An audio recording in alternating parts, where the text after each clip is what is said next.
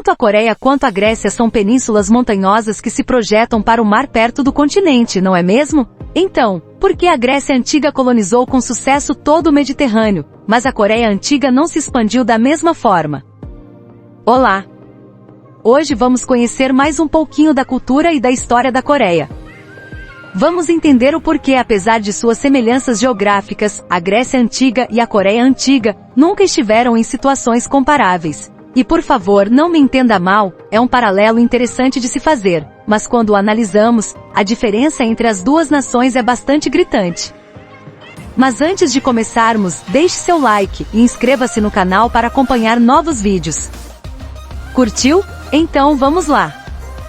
Porque apesar de suas semelhanças geográficas, a Grécia Antiga e a Coreia Antiga nunca estiveram em situações comparáveis. Motivo 1. Contexto ambiental. Sim, ambos os grupos moram em penínsulas montanhosas localizadas no mar. Dê uma olhada nestes dois mapas e compare as penínsulas coreana e grega. Na maior parte, a Grécia e a Coreia parecem ter topografias comparáveis. Mas vamos dar uma olhada em mais alguns mapas. Este é um mapa climático, destacando as regiões que estamos estudando. Como você pode ver, a Grécia e a Coreia têm climas completamente diferentes, com o primeiro geralmente quente o ano todo e o último com estações variadas. Isso tem um impacto significativo na vegetação, na arquitetura e nos padrões sociais. Na Grécia, os invernos podem esfriar em muitos lugares, uma boa parte da península ficava livre de neve, o que significava que a estação não representaria nenhum grande obstáculo para viagens e migração. Na Coreia, por outro lado, o inverno era mais ou menos uma época para se sentar e esperar o degelo da primavera. Mas mesmo nos verões, os coreanos precisavam ser cautelosos com as viagens marítimas devido ao fato de serem vulneráveis aos ciclones tropicais anuais. Desnecessário dizer que os navios apanhados nestas tempestades tinham poucas chances de sobrevivência. Basta perguntar a Kublai Khan. Notavelmente, os gregos não precisavam se preocupar com isso. Embora sim, o Mediterrâneo pode receber o que é chamado de medicanes, essas são ocorrências bastante incomuns que, na pior das hipóteses, só podem ser comparadas ao mais fraco dos ciclones. Em poucas palavras, a navegação marítima era mais conveniente e consistentemente mais segura para os povos mediterrâneos do que para os do Nordeste Asiático. Motivo 2. Contexto étnico-cultural.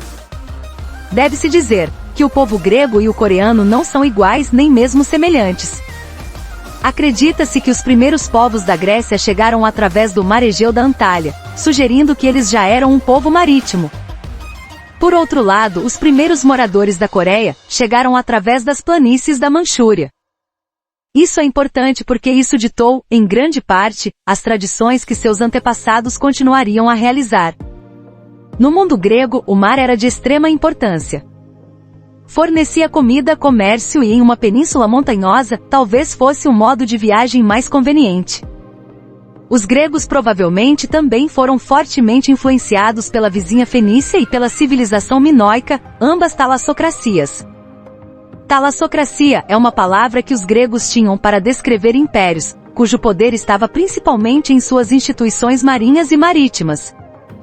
Em relação a esses povos, os gregos se consideravam mais uma telurocracia, pense numa sociedade baseada na terra, o que certamente permaneceu verdadeiro para os reinos do Peloponeso.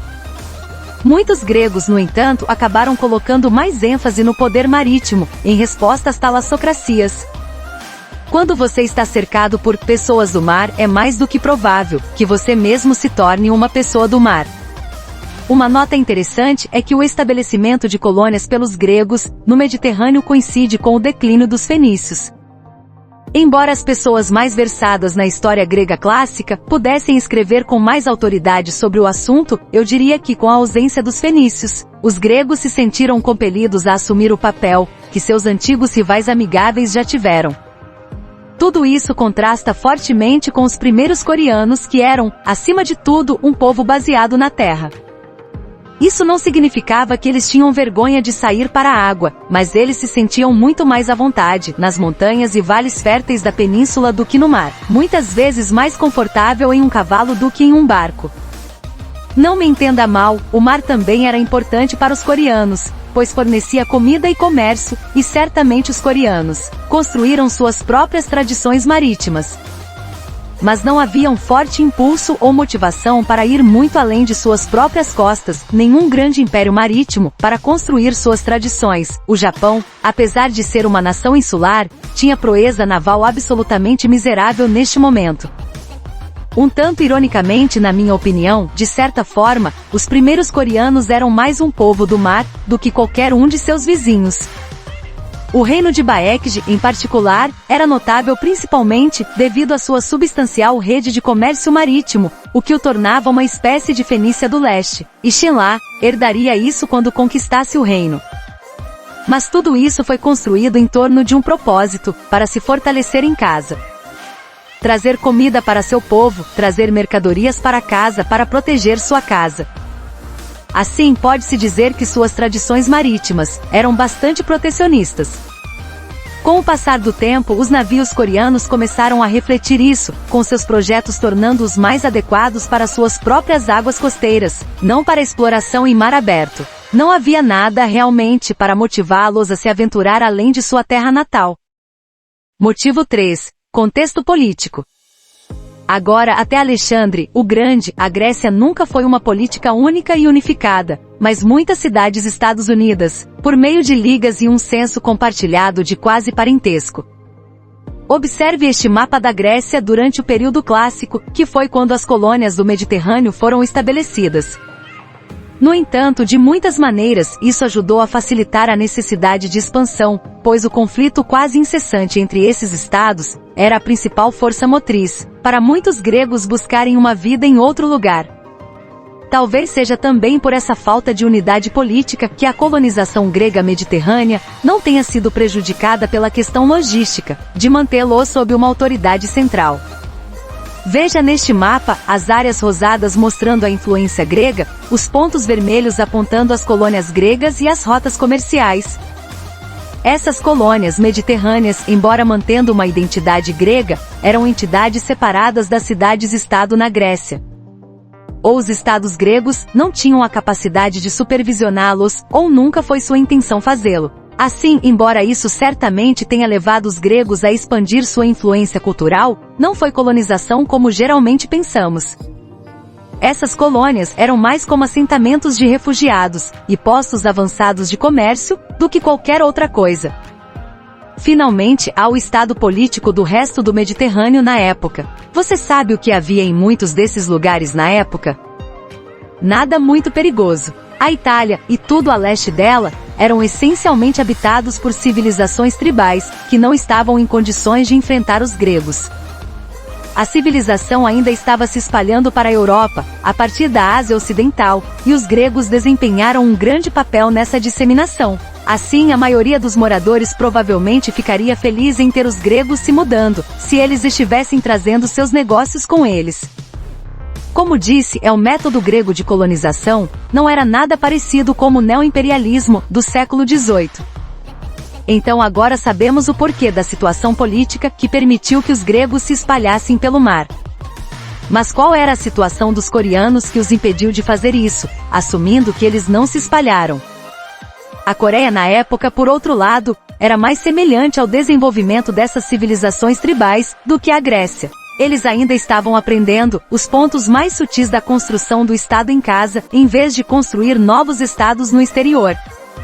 Então vamos avançar cerca de 1000 anos, para quando a Coreia estava em um estado adequado para a expansão. Observe este mapa das fronteiras internacionais da Coreia Antiga. De certa forma, a Coreia do século IV está começando a se assemelhar ao início da Grécia, pois está dividida em vários estados. Mas com exceção das invasões de piratas, a maior parte de sua competição foi em terra. Por exemplo, quando a China tentou invadir, muitas vezes o fez em terra. Então o poder baseado em terra assumiu preeminência. E ao contrário dos gregos, os coreanos não ficariam divididos em vários estados por muito tempo. Em meados do século VII, a maior parte da península havia se unido sob uma única política, e permaneceria mais ou menos assim a partir de então. Sim, ainda havia Balhae ao norte, mas o relacionamento com Xinla era muito menos contencioso do que seus antigos rivais coreanos. Então você pode pensar, tudo bem, chega de brigar uns com os outros em terra, agora podemos nos concentrar no mar? Bem então, onde eles podem ir? No tempo que levaram para desenvolver sua política e estabilizar as coisas na península, todos os outros ao seu redor fizeram mais ou menos o mesmo. Para o ocidente ficaram a China Tang, um dos maiores e mais poderosos impérios da história. Ao norte chegaram Balyai, um reino quase coreano de força comparável, localizado em uma área de pura defesa natural. A leste está o Japão, que apesar de estar um passo atrás, em termos de desenvolvimento, não estava longe o suficiente para facilitar o jogo, especialmente considerando que o Japão também estava coberto de montanhas, que é uma defesa natural, e sua população era maior que a da Coreia. Esta não é a mesma situação que os gregos estavam enfrentando durante sua expansão. Isso é como os gregos tentando se expandir durante o auge do Império Romano. Quando os gregos estavam se expandindo, pode-se dizer que eles estavam essencialmente tentando conectar o mundo civilizado aos pontos em branco no mapa. Para a Coreia, no entanto, não havia pontos em branco no mapa para eles irem, ou nenhum que valesse a pena ir. Dito isso, muito mais cedo em sua história, os coreanos viajaram além da península, em busca de novos lugares para se estabelecer, principalmente as ilhas de Jeju e Kyushu, e até a ilha distante de Ulangdo. Mas essas migrações ocorreram em um período antes de os coreanos terem realmente desenvolvido um estado, ou, provavelmente, um senso de identidade étnica. Assim, ao invés de estabelecer comunidades independentes que mantinham uma identidade coreana, que ainda não existia, eles se assimilaram à população local ao longo do tempo. Veja este mapa exibindo a distribuição de dólmenes de pedra, encontrados principalmente na península, mas em menor quantidade no sudeste da Manchúria, Jeju-do e no norte de Kyushu. E neste outro, a distribuição local da cultura da adaga de bronze. Em azul, representando os punhais em forma de bandolim, e em vermelho, representando os punhais delgados do início ao meio do primeiro milênio antes de Cristo.